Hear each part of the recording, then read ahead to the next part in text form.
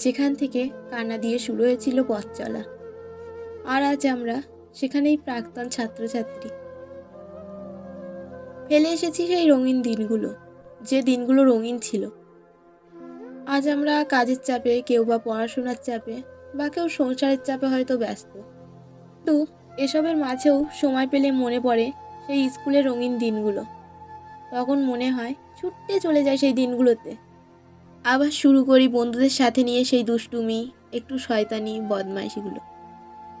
মনে পড়ে ক্লাসে যখন স্যার ক্লাস করাতেন, তখন লুকিয়ে লুকিয়ে বাইরে বেরিয়ে আসা, টিফিন বেলায় একসঙ্গে ভাগাভাগি করে টিফিন খাওয়া, তারপর বাইরে যাওয়ার নাম করে সারা স্কুলটা চক্কর দিয়ে আসা, স্যারেদের বিভিন্ন আজব আজব নাম দেওয়া, ক্লাস করতে করতে ঘুমিয়ে পড়া, তারপর কখন যে স্যার এসে পাশে দাঁড়িয়ে থাকেন আর বন্ধুদের আগে ঘুম ভাঙার পর স্যারকে দেখে লজ্জায় সেই মুখ লুকোনো।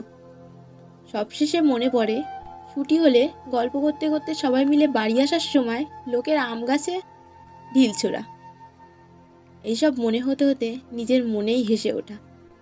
তারপর মনে হয়, ইস, যদি ডোরেমনের মতো একটা টাইম মেশিন থাকতো, তাহলে আর একবার ফিরে যেতাম স্কুল জীবনটাতে।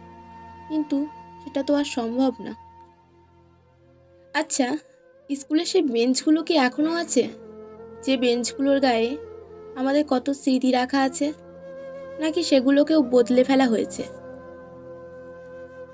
মাঠে কি আজ সবাই গিয়ে আমাদের মতো করে হুড়োহুড়ি করে খেলা করে, নাকি আমাদের চলে আসার পর মাঠটাও আজ নিস্তব্ধ? আচ্ছা, গেটের বাইরে কি আজও সেই আইসক্রিম কাকু, ফুচকা কাকুরা আসেন, নাকি তারা আজ বৃদ্ধ হয়েছেন? ক্যান্টিনে কি সেই রকম ভিড় জমে?